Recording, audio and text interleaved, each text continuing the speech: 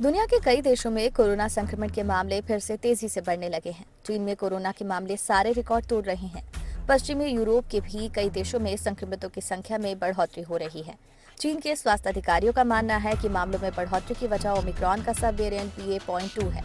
यह अब तक का सबसे ज्यादा संक्रामक वेरिएंट माना जा रहा है। विश्व स्वास्थ्य संगठन के मुताबिक ओमिक्रॉन के 5 सब वेरिएंट है: BA.1, BA.1.1, BA.2, BA.2.2 और BA.3। दिसंबर से फरवरी के बीच दुनिया भर में कई देशों में BA.2 के मामले सामने आए थे। BA.2 का सबसे पहला मामला पिछले साल नवंबर में दक्षिण अफ्रीका में सामने आया था। कितना खतरनाक है BA.2? विश्व स्वास्थ्य संगठन ने चेतावनी दी है कि कोरोना के मामले में बढ़ोतरी सिर्फ चीन और यूरोपीय देशों का तक ही सीमित नहीं है। दुनिया में फिर से कोरोना संक्रमितों की संख्या में बढ़ोतरी के लिए अमेरिकी वैज्ञानिक एरिक टोपोल BA.2 के ज्यादा संक्रामक और इसमें इम्यूनिटी को चकमा देने की बात को जिम्मेदार मानते हैं। वहीं अमेरिका के पूर्व राष्ट्रपति बराक ओबामा की मेडिकेयर टीम के हेड रहे एंडी स्लेविट ने ट्वीट कर कहा कि जिस तरह से यूरोपीय देशों में कोरोना के मामले बढ़ रहे हैं, उसकी वजह से कुछ हफ्तों में अमेरिका में भी केस बढ़ सकते हैं। WHO के पूर्व महामारी विशेषज्ञ प्रोफेसर एंड्रियन एस्ट्रमैन ने ट्वीट कर कहा कि BA.1 की तुलना में BA.2 1.4 गुना ज्यादा संक्रामक है। उन्होंने बताया BA.1 का रिप्रोडक्शन नंबर RO 8.2 है तो BA.2 की RO वैल्यू 12 है। RO वैल्यू से ही पता चलता है कि कौन सा वेरिएंट कितना संक्रामक है। BA.2 से संक्रमित व्यक्ति कम से कम 12 लोगों को संक्रमित कर सकता है। क्या भारत में भी आएगी चौथी लहर?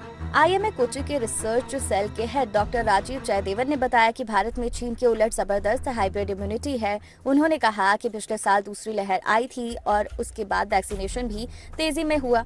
इससे लोगों में इम्यूनिटी बढ़ गई है, इसलिए भारत में चीन की तरह मामले नहीं बढ़ रहे हैं। कोविड टास्क फोर्स NTAGI के प्रमुख डॉक्टर नरेंद्र कुमार अरोड़ा ने बताया कि भारत में BA.2 की वजह से मामले बढ़ने की गुंजाइश नहीं है। हालांकि वो कहते हैं कि अगर नया वेरिएंट आता है तो मामले बढ़ भी सकते हैं। डॉक्टर अरोड़ा ने बताया कि तीसरी लहर में 75% से ज्यादा मामले BA.2 के थे। डॉक्टर अरोड़ा IIT कानपुर के उस अनुमान को भी त्रुटिपूर्ण मानते हैं जिसमें 22 जून तक भारत में चौथी लहर आने की बात कही गई थी। डॉक्टर जयदेवन बताते हैं कि भारत और साउथ अफ्रीका में वैक्सीनेशन के साथ साथ री इन्फेक्शन, ब्रेक थ्रू इन्फेक्शन और नेचुरल इन्फेक्शन के मामले भी सामने आए हैं, जिस कारण लोगों में वायरस के खिलाफ इम्यूनिटी बढ़ गई है। उनका मानना है कि यही कारण है कि चीन समेत कई देशों में संक्रमण भले ही बढ़ रहा हो, लेकिन भारत में अभी संक्रमण बढ़ने की संभावना कम है। डेल्टा क्रॉन के मामले भी बढ़ रहे। WHO ने हाल ही में माना है कि दुनिया के कई देशों में डेल्टा क्रॉन के मामले भी सामने आए हैं। जिन देशों में डेल्टा क्रॉन के मामले सामने आए हैं उनमें फ्रांस, नीदरलैंड, डेनमार्क और अमेरिका का नाम भी शामिल है। डेल्टा क्रॉन कोरोना के डेल्टा और ओमिक्रॉन वेरिएंट से मिलकर बना है, इसलिए इसे ये नाम दिया गया। हालांकि अभी तक इसकी गंभीरता को लेकर ज्यादा जानकारी सामने नहीं आई है। कोरोना और वैक्सीनेशन से जुड़ी जानकारी से अपडेट रहने के लिए हमारे चैनल को सब्सक्राइब कर लीजिए।